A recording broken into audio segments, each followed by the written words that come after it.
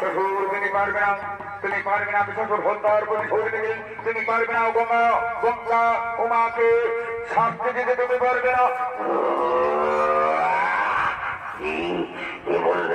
কি বললেন মহারাজ? আমি পারবো না, আমি এক্ষুনি যাবো উমা গঙ্গাকে ফুলের মুঠি ধরে ধরে নিয়ে আসবো আমাদের বাতার। তাই যা